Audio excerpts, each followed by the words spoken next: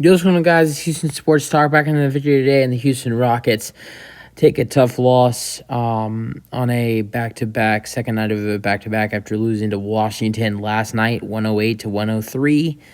And last night was a game where you were able to have success in the first 3.5 quarters, play good basketball as a team, to just end up choking it in the fourth quarter. But tonight was a night for the Rockets where their only success was really in the first quarter, and then after that, just struggled. Going into halftime, going into the halftime period, the Rockets would be down 74 to 48. So that was a big problem for the Rockets tonight. And I mean, yeah, so just nothing really went the Rockets' way. They were able to outscore the Cavs by by 3 in the third quarter, and then 5 in the fourth, so 8. So they were able to outscore the Cavs by 8 in the second half. But at that point, I mean, what's there to play for? I mean, were we expecting the Rockets to do anything tonight against a good Cavaliers team, even though they were without Donovan Mitchell? And plus with that, a shorthanded Rockets team without Kemba Porter Jr. and Eric Gordon. The guard rotation was weird. Really no true starting point guard for the Rockets tonight, with Jalen Green and Josh Christopher playing. So no one for the Rockets was a real starting true point guard. I mean, we really haven't had a real starting point guard since Kemba Porter Jr. We actually, I don't even know if I want to call KBJ a real starting point guard, but the Rockets, it just wasn't a good night. And it makes a little more sense now when I heard Steven Silas's interview. He did say that in that interview, one of the most struggles for the Rockets tonight was Jalen Green. He did say that early in the first quarter or late in the first quarter, Jalen Green did bump his knee, did got kneed in the calf, and so he did say that he kind of saw how Jalen was walking different and moving differently. And he was asked if Jalen was okay, and he says, "I think so." And so hopefully Jalen Green is okay. But Jalen Green really struggled tonight. He struggled in these last two games after having his career high. The other night against Minnesota has 42, has a career high. So that and in the last two games he's had 25 points, with 19 last night and 6 tonight. Had 2 threes in this game. One of them was in the first quarter. I don't know when both of those could have been in the first quarter. So maybe there is something to worry about if all of his points were in the first quarter. So yeah, struggle for Jalen after those 2 threes. Was 2 for 6, 2 for 9. Jalen finishes with 6 points, 3 assists. Tough night for Jalen. Josh Christopher, the other guard in that lineup. Josh Christopher finally getting some good minutes. I mean, I like the way Christopher's been playing recently. He had 7 tonight, 2 for 5, 3 for 3 at the line. I thought he did some good stuff. I thought he should have been taking more shots, though. But besides that, I was impressed with Josh tonight. You have 3 starters with all 14 points: Jabari, KJ, and Sengun. You got Jabari Smith Jr. with 14 points, 6 for 9, 0 for 1 from 3. I thought Jabari Smith looked way better tonight than he did the other night. Last night. Last night, I'm watching him. He just did not look like himself coming back from that ankle injury. He had like 4 points and 7 rebounds. Was not shooting good at all. Was like 2 for 10. Was like 0 for 5 from 3. So I just thought that Jabari Smith, he looked way better tonight. He was taking good shots in the paint. Missed 3 free throws, but that's okay.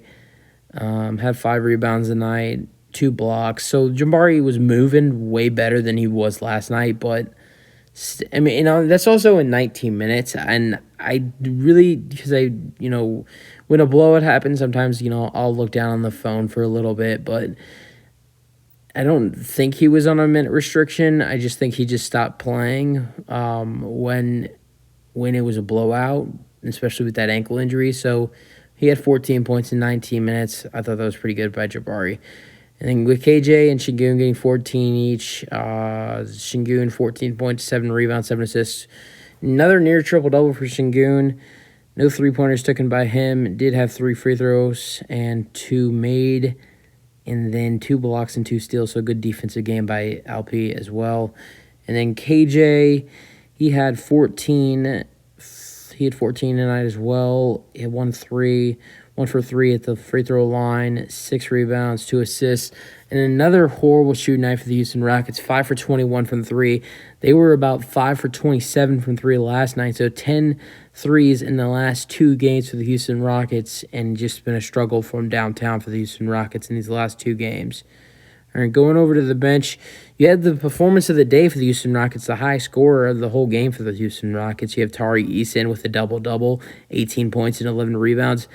I don't think that was his career high, but that definitely was one of his best performances in his young career. Was 0 for 3 from the 3 ball, but was 8 for 13 on the court and 2 for 3 at the free throw line, with also 3 assists and 1 block. So great game by Tari Eason. Thought he looked way better on the transition today and in the paint, something that he's really struggled with this season. But great game by Tari Eason, was definitely the player of the game for the Rockets tonight. Someone who I thought looked really good as well was Ty Washington. He did some good things tonight, got some great minutes. Oh, my God, Ty Washington got some minutes tonight. 29 minutes for Ty. That's probably the most minutes he's ever had in his career, in his short career with the Rockets. He had 10 tonight. He had 3 assists. He had 3 rebounds. Had 1 steal, did have 3 turnovers, which Ty's not a big turnover guy, but he's never had this many minutes. So, yeah, he turned the ball over quite a few times tonight, but he's a guy who's rarely turned the ball over for the Houston Rockets this season. Had one of the Rockets' 5 3-pointers tonight. The players that hit the threes were Ty, 1 for KJ that we already talked about, 2 for Jalen, and then 1 for Dayshawn Nix, who we'll go to. But Ty was 1 for 5 from 3, 4 for 10. Thought he looked good. Made some nice layups, made some nice floaters. Glad to see Ty get some good minutes like that. Dayshawn Nix hit a 3-pointer, just said that. And then Garrison Matthews got 20 minutes and 1 point.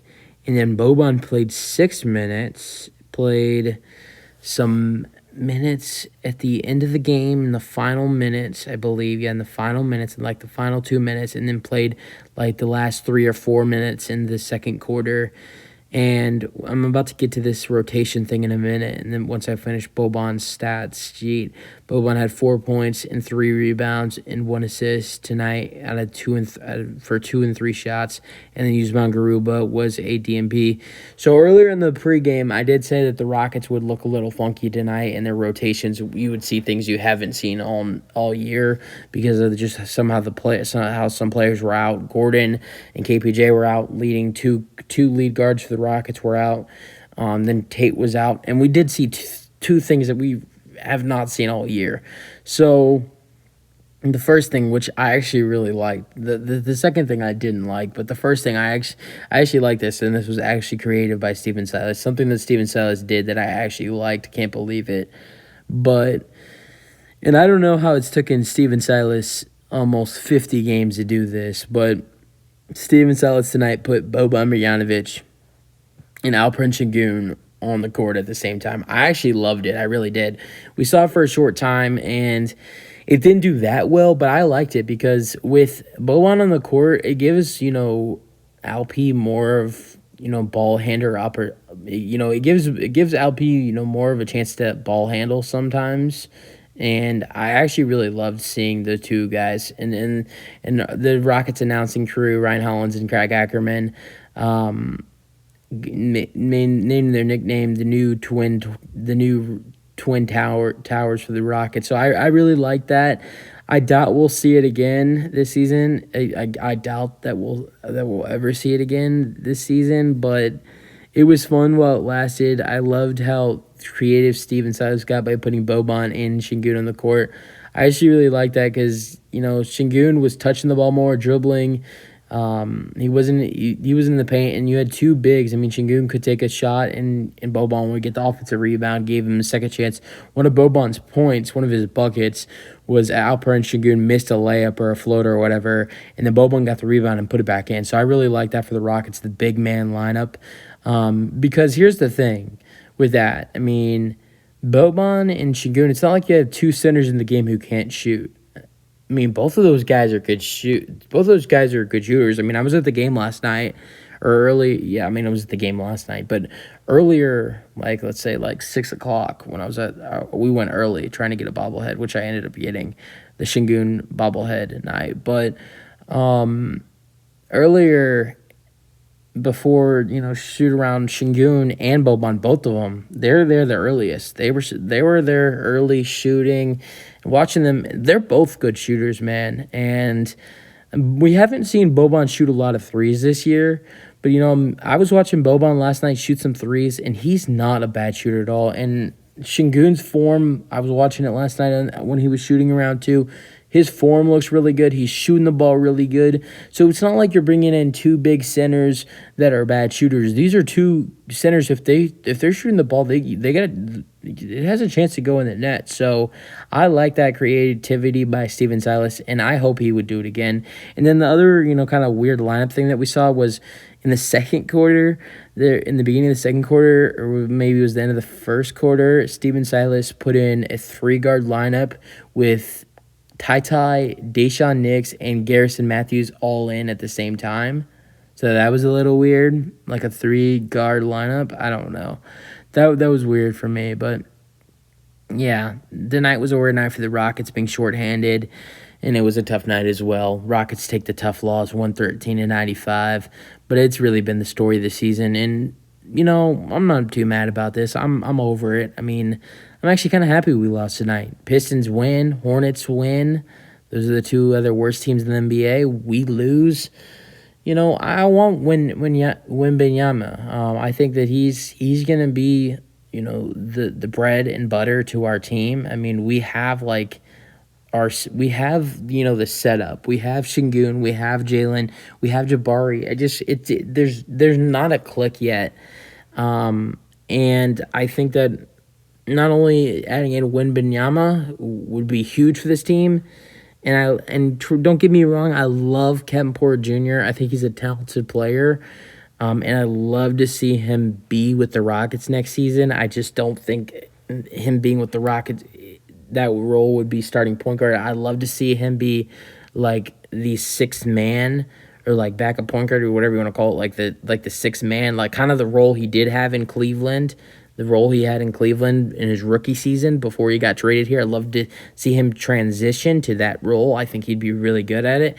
And then the Rockets land a true point guard. I don't know who that would be, but I think that would be excellent for the Houston Rockets this offseason, is to get Wembanyama and then get an actual point guard. And I don't know who that point guard would be. I really don't, because it's hard to figure out what kind of point guard I don't know what kind of point guard you would be able to get after drafting Wembanyama.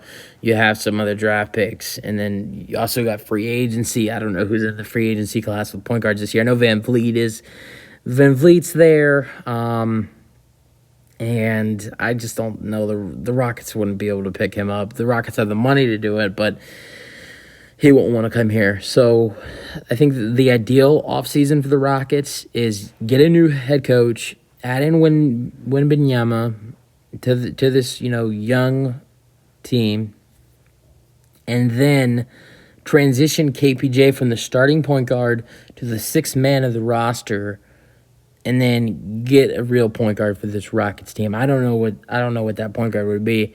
Maybe, I don't know. I'm just thinking we have a first-round pick from Milwaukee, and I would try to get a 2023 first-round pick for Eric Gordon. I would try to get a first-round pick for Eric Gordon for this year's draft. And then what I would do is I would flip that first-round pick from Milwaukee will be around 27, 25. And then the first-round pick you get for Gordon, and then trade up in the draft and try to draft a point guard. I don't know who that would be. I haven't looked at any mock drafts yet this year. But that would just be my ideal plan. But this is going to be a crazy offseason for the Rockets. And we got about 2 more months. No, about two and a half more months until we have to start figuring that out for the Rockets. So, yeah, that's it for the video. Hope you guys enjoyed. Let me know your thoughts, and let me know your thoughts on the Rockets game for today. And peace out. Go Rockets.